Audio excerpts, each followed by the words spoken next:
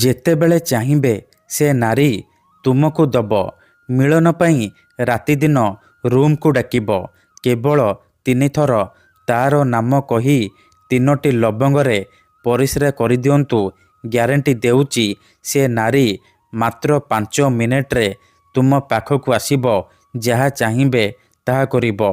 ହଁ ଫ୍ରେଣ୍ଡସ୍, ଆପଣ ସମସ୍ତଙ୍କର ଇଚ୍ଛା ଥିବ କେଉଁ ନା କେଉଁ ଝିଅ ବା ବିବାହିତା ନାରୀକୁ ପଟେଇବା ପାଇଁ, ତାକୁ ନିଜ ପ୍ରେମରେ ଦିବାନୀ କରି ତା'ଠାରୁ ନିଜର ମନ ଚାହୁଁଥିବା କାମ ହାସଲ କରିବା ପାଇଁ।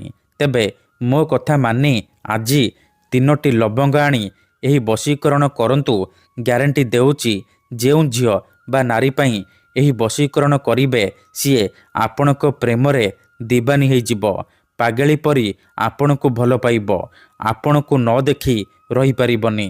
ହଁ ଫ୍ରେଣ୍ଡସ୍, ଯଦି ଆପଣ କେଉଁ ଝିଅ ବା ବିବାହିତା ନାରୀକୁ ମନେ ମନେ ଭଲ ପାଉଛନ୍ତି କିନ୍ତୁ ଯେତେ ଚେଷ୍ଟା କଲେ ମଧ୍ୟ ତାକୁ ପଟେଇ ପାରୁନାହାନ୍ତି, ତାକୁ ନିଜର ମନ କଥା କହିବାକୁ ଡରୁଛନ୍ତି, ଆଉ ଆପଣ ଚାହୁଁଛନ୍ତି କି ସେ ଝିଅ ବା ବିବାହିତା ନାରୀ ନିଜେ ଆସି ଆପଣଙ୍କୁ ଭଲ ପାଉଛି ବୋଲି କହୁ, ତେବେ କେବଳ 3ଟି ଲବଙ୍ଗ ଆଣି ଆଜିର ଏହି ବଶୀକରଣ କରିକି ଦେଖନ୍ତୁ। ଏହି ବଶୀକରଣ ଏତେ ଶକ୍ତିଶାଳୀ କି ଏହାର ପ୍ରୟୋଗ କେବେ ବି ଖାଲି ଯାଏନି।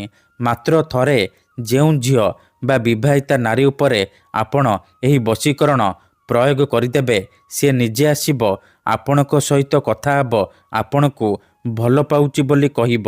ଯେଉଁ ଝିଅ ଆପଣଙ୍କୁ ଧୋକା ଦେଇଛି, ଆପଣଙ୍କର ନମ୍ବର ବ୍ଲକ୍ କରିଦେଇଛି, ଅନ୍ୟ କାହା ସହିତ କଥା ହେଉଛି, ଅନ୍ୟ କାହାକୁ ଭଲ ପାଉଛି, ତେବେ ମୋ କଥା ମାନି ଆଜି 3ଟି ଲବଙ୍ଗ ଆଣି ଏହି ବଶୀକରଣ କରିକି ଦେଖନ୍ତୁ। ଗ୍ୟାରେଣ୍ଟି ଦେଉଛି ସେହି ସମୟଠାରୁ ସେ ଝିଅ ବା ନାରୀ ଆପଣଙ୍କ ଆଡ଼କୁ ଆକର୍ଷିତ ହେବାକୁ ଲାଗିବ। ନିଜେ ଆସିବ ଆପଣଙ୍କ ପାଦ ତଳେ ପଡ଼ିବ, ଆପଣଙ୍କୁ ଭଲ ପାଉଛି ବୋଲି କହିବ। ଏହି ବଶୀକରଣ ସାହାଯ୍ୟରେ ଆପଣ ଶାଶୁ, ନଣନ୍ଦ, ଦିଅର, ଭାଉଜ କାହାକୁ ବି ନିଜ ବଶରେ କରିପାରିବେ। ତା'ଠାରୁ ନିଜର ମନ ମୁତାବକ କାମ ହାସଲ କରିପାରିବେ। ସିଏ ଆପଣଙ୍କୁ କୌଣସି ପ୍ରକାର ବାଧା ଦେବ ନାହିଁ। ଯାହା ଚାହିଁବେ ତାହା କରିବ। ଆପଣଙ୍କର ସବୁ ଇଚ୍ଛା ପୂରଣ କରିବ। ତେବେ ଏହି ବଶୀକରଣ ଆପଣ କିପରି କରିବେ, କେମିତି କରିବେ, ମୁଁ ଆପଣଙ୍କୁ ଶିଖେଇବି। ସମ୍ପୂର୍ଣ୍ଣ ପ୍ରୟୋଗ ବିଧି ମୁଁ ଆପଣଙ୍କୁ ଶିଖେଇବି। ଜାଣିବା ପାଇଁ ଆପଣ ଭିଡ଼ିଓଟିକୁ ମୂଳରୁ ଶେଷ ପର୍ଯ୍ୟନ୍ତ ପୁରା ଧ୍ୟାନ ସହିତ ଦେଖନ୍ତୁ। ଠିକ୍ ଅଛି, ତେବେ ଯାଇକି ଆପଣ ସମ୍ପୂର୍ଣ୍ଣ ପ୍ରୟୋଗ ବିଧି ଜାଣିପାରିବେ। ଅଧାରୁ ଛାଡ଼ିକି ପଳେଇଲେ କିମ୍ବା କାଟି କାଟି ଦେଖିଲେ ଆପଣ କିଛି ବି ବୁଝିପାରିବେନି।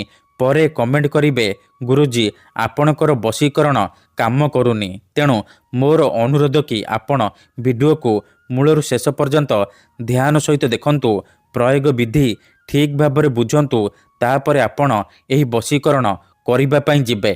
ତେବେ ଯାଇ ମୁଁ ଆପଣଙ୍କୁ ଗ୍ୟାରେଣ୍ଟି ଦେଉଛି ଆପଣ 100ରୁ 100% ସଫଳ ହେବେ। କାହିଁକି ନା ଏହି ବଶୀକରଣକୁ ପ୍ରୟୋଗ କରି ହଜାର ହଜାର ଲୋକମାନେ ଲାଭବାନ ହେଇଛନ୍ତି। ମାତ୍ର ଗୋଟିଏ ଥରରେ ସେମାନେ ନିଜ ପ୍ରେମକୁ ପାଇପାରିଛନ୍ତି। ଆଶା ଛାଡ଼ି ଦେଇଥିବା ଲୋକ ମଧ୍ୟ ନିଜ ପ୍ରେମକୁ ପାଇପାରିଛି।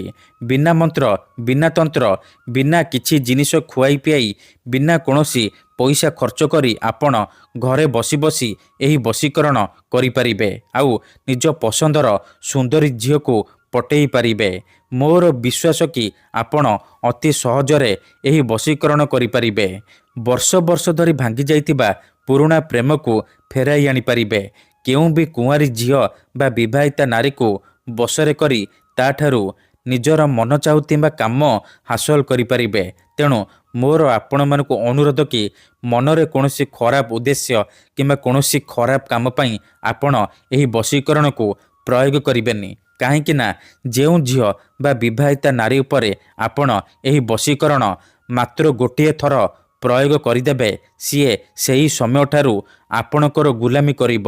ଆପଣଙ୍କର ସବୁ କଥା ମାନିବ। ଆପଣ ତାକୁ ଯାହା କହିବେ, ଯେମିତି କହିବେ ସିଏ କରିବ।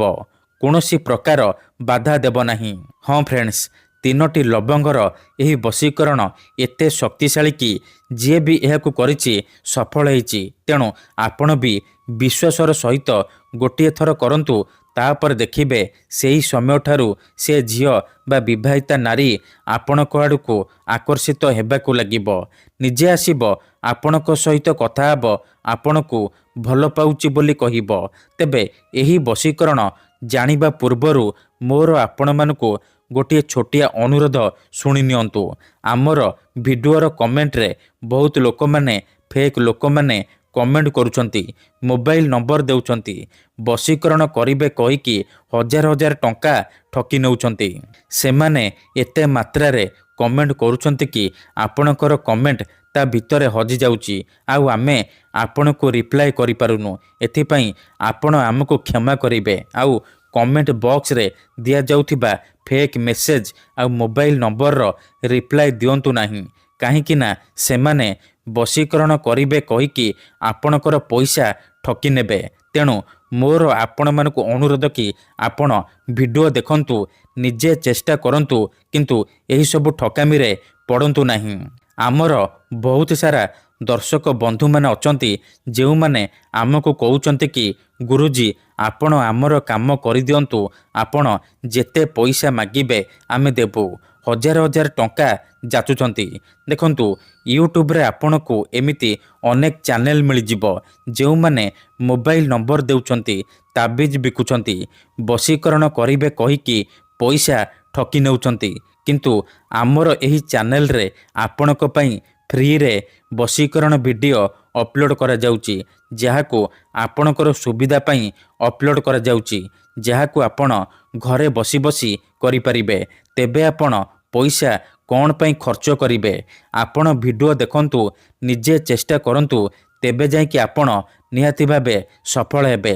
ଯଦି ଗୋଟିଏ ଥରରେ ସଫଳ ହୋଇପାରୁନାହାନ୍ତି, ଦ୍ୱିତୀୟ ଥର ଚେଷ୍ଟା କରନ୍ତୁ, ନିହାତି ଭାବେ ସଫଳ ହେବେ। ବଶୀକରଣ କରିବା ପୂର୍ବରୁ ବଶୀକରଣ ବିଷୟରେ କିଛି ଜାଣି ରଖନ୍ତୁ। ବଶୀକରଣର ମାନେ ହେଉଛି ସାମ୍ନାବାଲାକୁ ନିଜ ବଶରେ କରିବା, ତାର ଦିମାଗରେ ନିଜର ଭାବନାକୁ ପହଞ୍ଚାଇବା।